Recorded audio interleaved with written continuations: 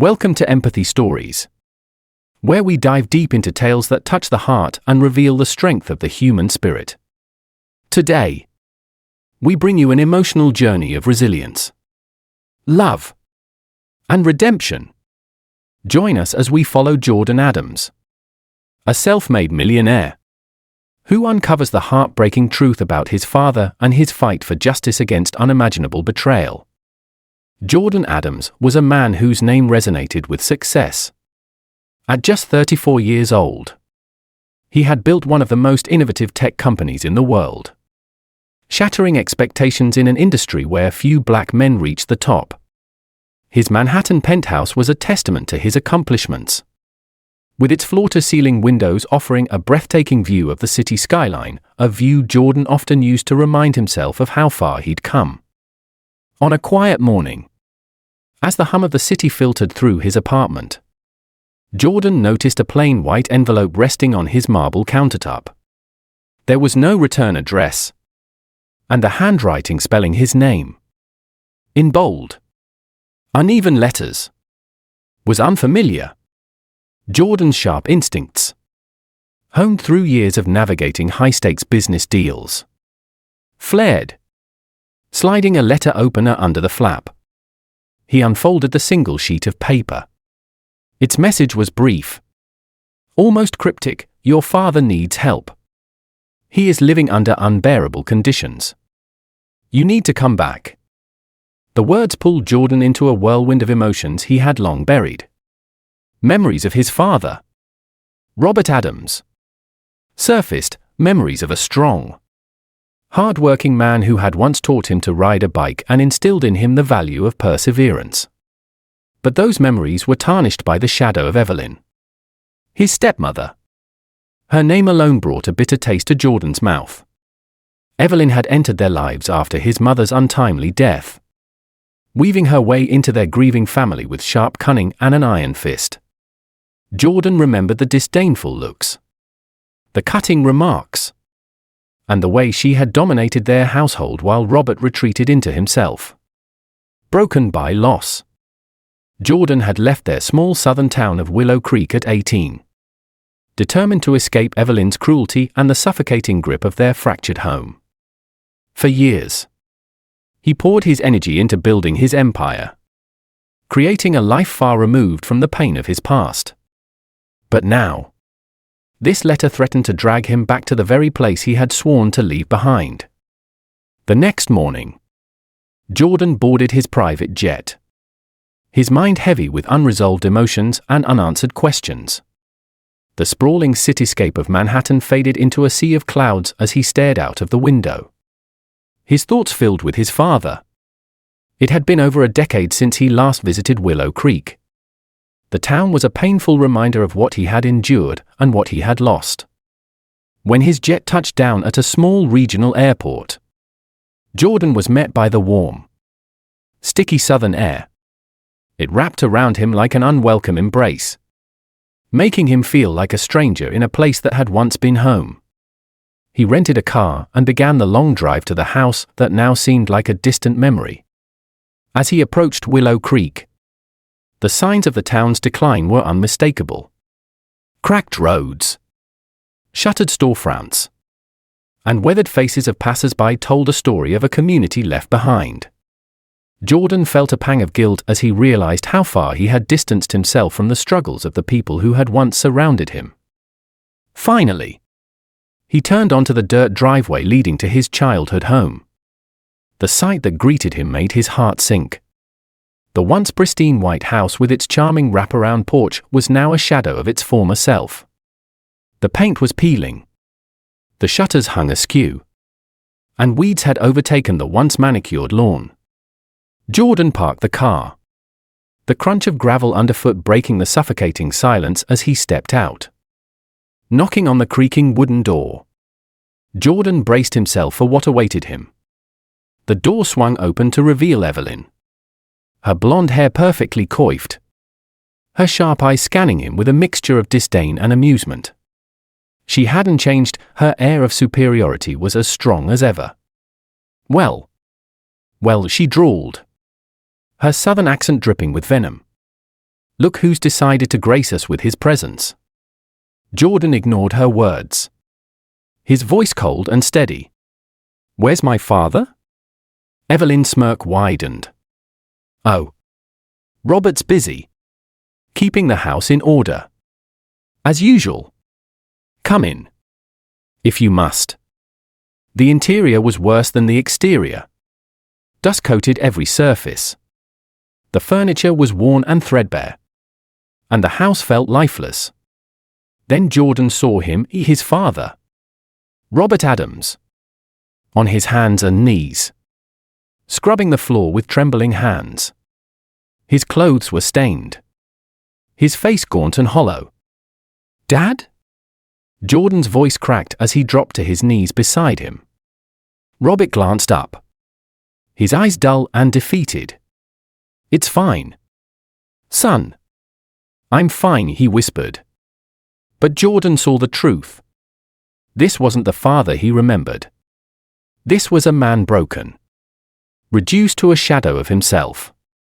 Evelyn's laugh echoed behind them. "Don't mind him," she said casually. "He likes to keep busy." Jordan clenched his fists. Anger burning in his chest. He stood, towering over Evelyn. His voice low but firm. "This stops now." Evelyn's smirk faltered. But she quickly recovered. "You don't get to walk in here after all these years and make demands. This is my house." Jordan's gaze didn't waver. "We'll see about that." As he helped his father into the car and drove away. Jordan knew one thing with absolute certainty: he wasn't leaving Willow Creek until he reclaimed his family's dignity and confronted the woman who had stolen it. The drive back to the small motel Jordan had booked was silent. But the weight of unspoken words hung heavily in the air. Robert sat slumped in the passenger seat, staring blankly out of the window. His hands resting limply on his lap. His frailty struck Jordan like a physical blow. This was the man who had once been his pillar of strength. Who had taught him resilience and the value of hard work. Now, he seemed like a hollow shell of his former self. Robbed of his dignity and pride. Jordan's grip on the steering wheel tightened as his anger simmered beneath the surface. But it wasn't just anger, it was guilt. Guilt for leaving his father behind. For staying away for so many years. And for not realizing sooner just how far things had deteriorated. He glanced at Robert. His heart breaking at the sight of his father's tired face. Etched with years of quiet suffering.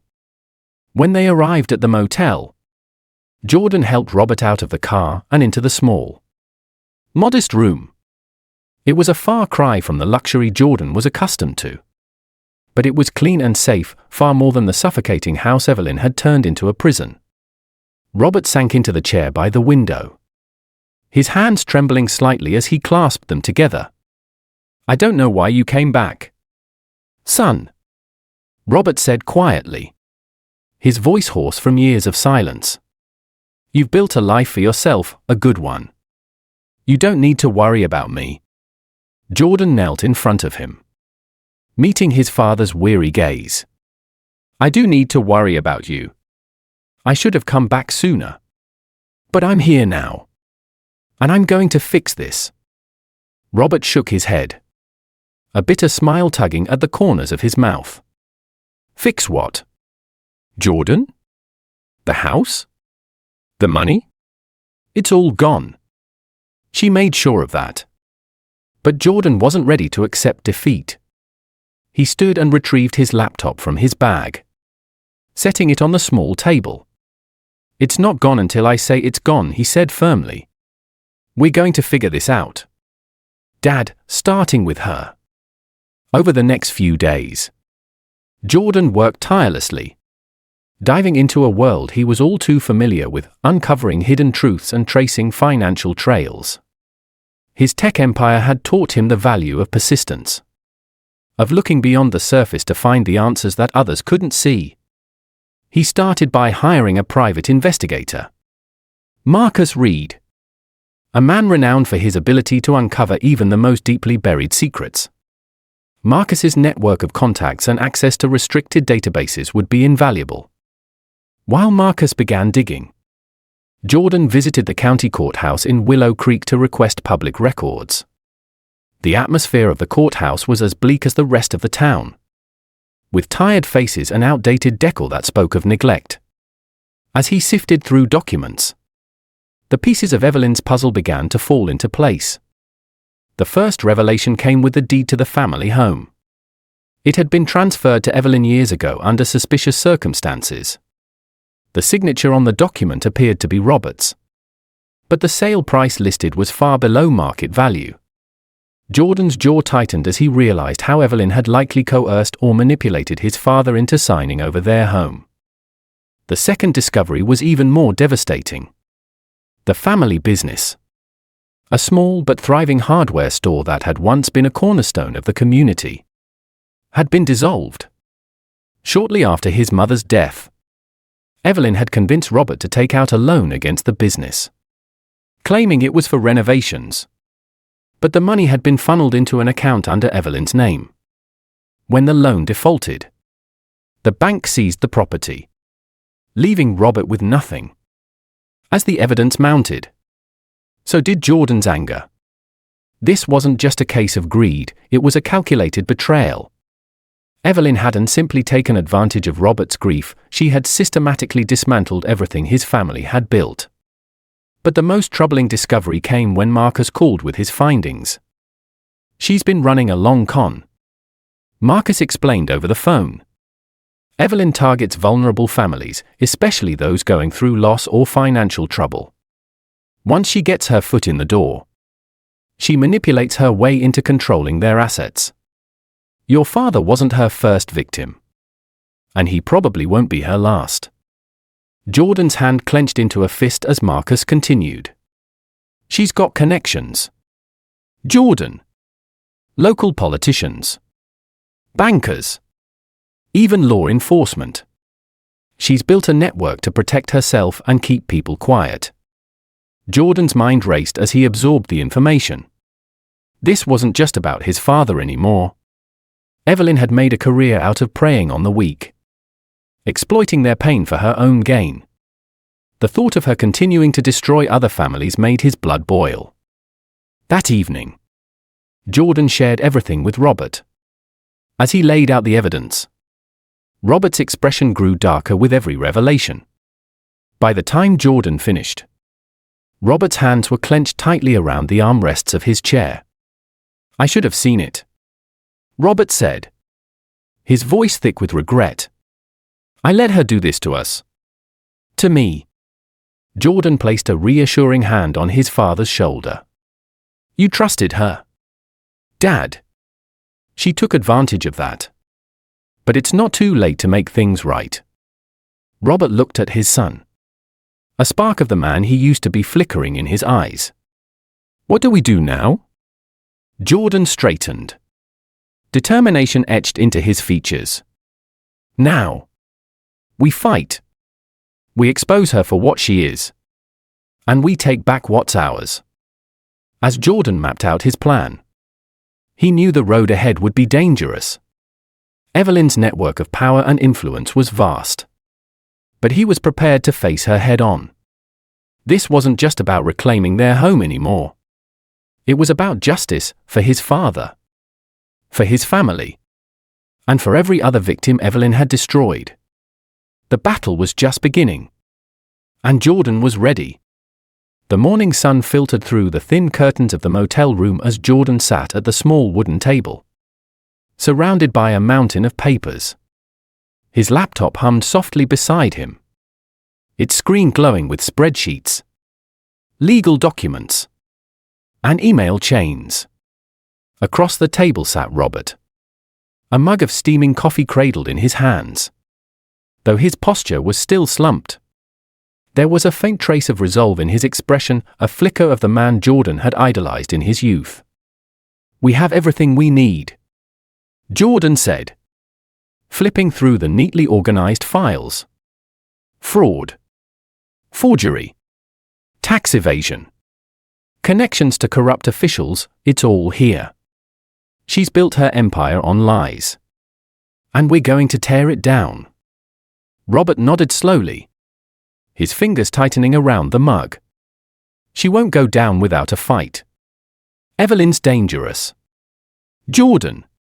You don't know how far she'll go to protect herself. Jordan met his father's gaze. His jaw set with determination. I've faced bigger enemies. Dad. This time. It's personal. The next morning, armed with copies of the damning evidence, Jordan drove to the family home. The once pristine house, now crumbling and lifeless, loomed ahead like a symbol of the decay Evelyn had brought into their lives. The peeling paint and sagging porch spoke of neglect. But Jordan's resolve only hardened as he stepped out of the car. Evelyn greeted him at the door, her sharp blue eyes scanning him with a mixture of annoyance and amusement. She was impeccably dressed, her crisp white blouse and pearl earrings at odds with the dilapidated state of the house.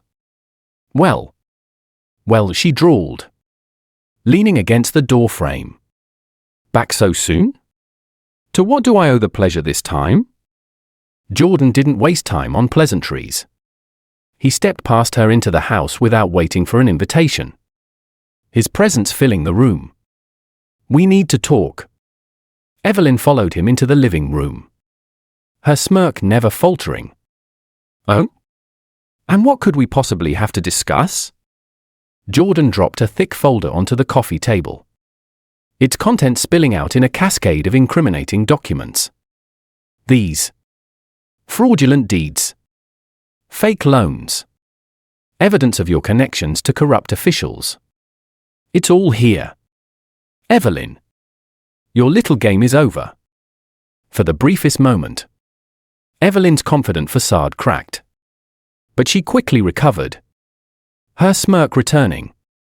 You always were good at playing detective, Jordan. But do you really think you can come here and threaten me?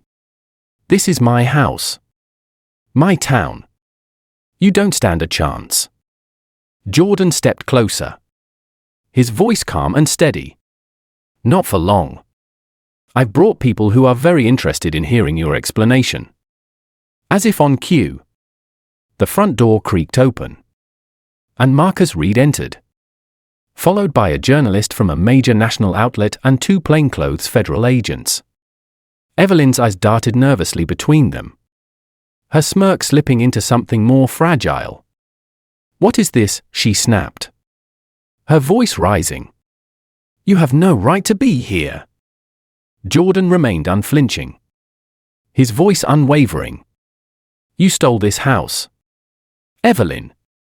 And now the truth is going to come out.